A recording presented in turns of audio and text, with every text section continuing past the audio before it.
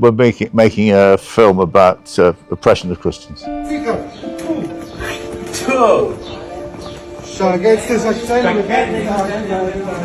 It's difficult now being a Christian in Jerusalem. Yeah, it is. It's very difficult. I feel like I have to hide who I am in order to maintain my safety.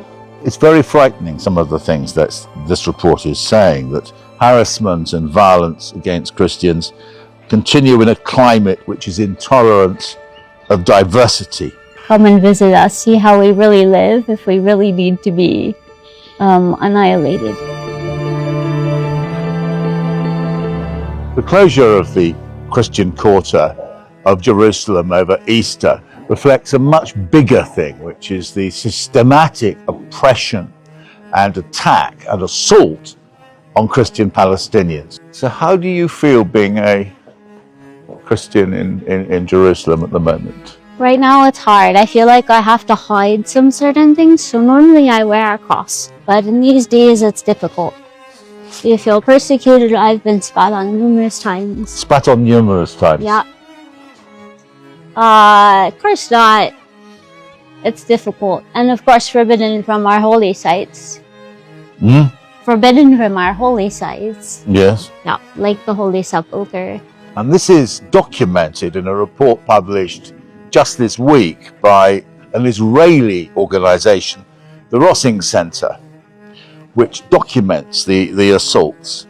It records graffiti, trespassing, vandalism, stone throwing, garbage dumping, and arson on church properties in this area. It says this creates a sense of vulnerability for Christians around sacred spaces and erosion of respect for Christian religious life in the public sphere.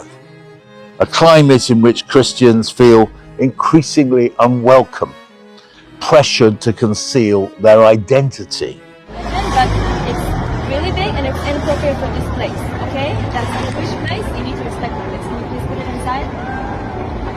This is very harsh. It's very harsh. No, you're not respecting. Can you please stop taking pictures? You're not respecting. You're hindering me from my human right to. No, this is not provocation. I'm an abbot. This is my dress. These attacks are on the rise.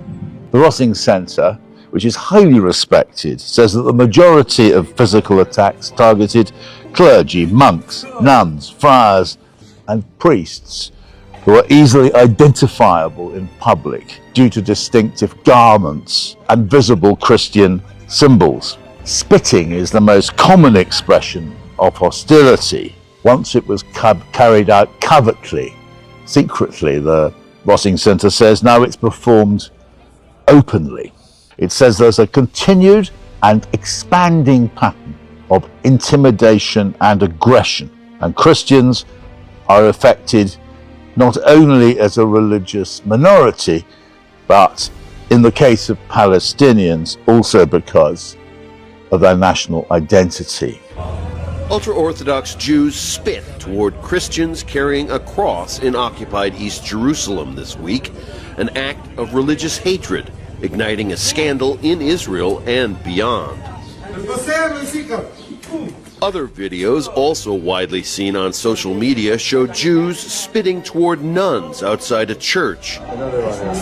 And yet another where Jews spit at a church doorway. We bumped into each other last night at the Anglican Cathedral, the Maundy Thursday service, which is incredibly moving. Yeah, it is. And normally afterwards that service, the congregation walks down to Gethsemane. Yes, that's right.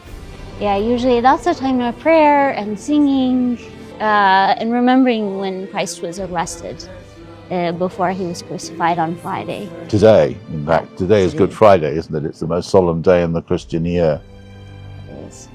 Last night I went to Gethsemane on my own, prayed among the trees, saw the trees. Some of the trees were probably here when Christ was. And so when he was betrayed by Judas, those trees were there. Gosh. As a Christian myself, here we are standing on the Via Dolorosa. This is the route which, by Christian tradition, Jesus Christ took, carrying the cross on his way to his crucifixion. To stand here at any time is profoundly moving. Today is Good Friday, just under 2,000 years since he made that journey. All along the way are the stations of the cross where particular events took place, like he stumbled and fell and so on. And what we're not seeing at the moment is pilgrims. The Israeli authorities don't want crowds of pilgrims. Now maybe we are seeing a group here. I'm guessing that's who they are. Very small group of pilgrims going along following the footsteps of Christ on his final day on earth as before the resurrection. It's not the weight of the cross that my sins to save me suffer so much pain.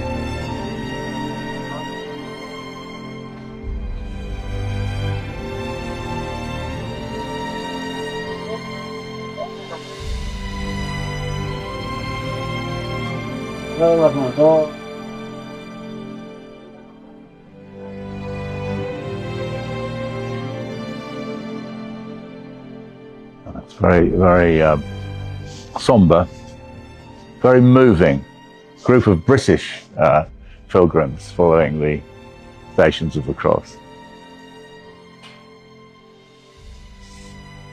I'd love to go and talk to them, but I really can't bear to disturb them and talk when they're doing something of such significance. And so the Via Dolorosa turns right here, I think I'm right in saying. If you go straight on, you'll get down to Al-Aqsa.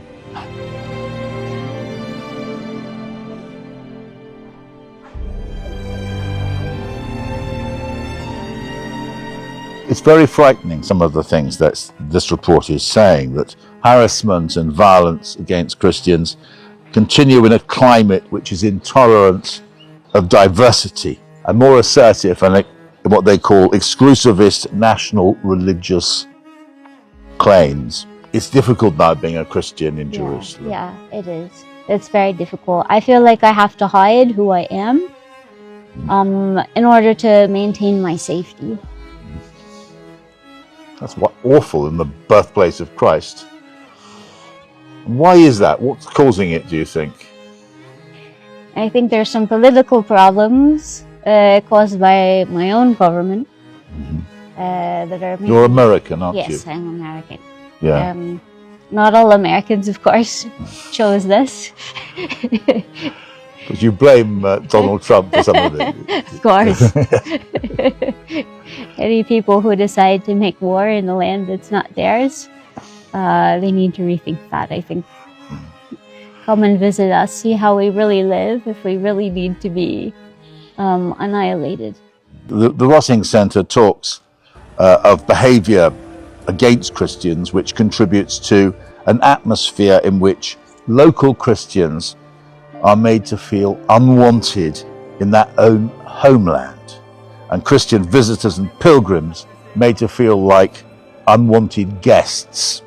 According to testimonies we collected during our conversations, priests and nuns living in certain quarters of Jerusalem, such as the Armenian Quarter, which is just around the corner from here, and Mount Zion in the Old City, now face an almost certain risk of harassment each time they step outside. A nun walking near Damascus Gate, where we were this morning, was confronted by two Orthodox Jewish men in their 30s who yelled insults about Jesus upon seeing her. This means that Christians feel like that, they don't really belong, made to feel that. And it says that 42% of the people they spoke to in Jerusalem here report feeling uncomfortable displaying religious symbols. Think of that. This is the most sacred place in Christianity. It's where Christ died. It's where he was resurrected according to Christian belief. It talks about attacks on Christians in the context of an extreme manifestation in right-wing ultra-nationalism, which it says has become a significant factor in Israeli society. And then it pointed the finger at the Netanyahu government. This trend has been particularly evident among members of the current government, and has been further intensified by the collective trauma experienced since October the 7th, 2023. What it's doing there, really, I think, is pointing the finger in particular at Ben-Gvir, the Minister for National Security, who's rabble-roused against Christians and actually described spitting on Christians as an ancient Jewish tradition. Not everybody agrees with him in the government, and he's been condemned for saying that, but he's a very, very vibrant, powerful figure in the Netanyahu government. This is a very serious, well-written, well-researched report by a very well-established and respected body. They are talking about Christians feeling they've experienced a gradual, subtle erosion of both their symbolic and physical spaces over the years. And it finds that approximately half of all Christians under the age of 45 are considering leaving this region. This is Jerusalem, the birthplace of Christianity.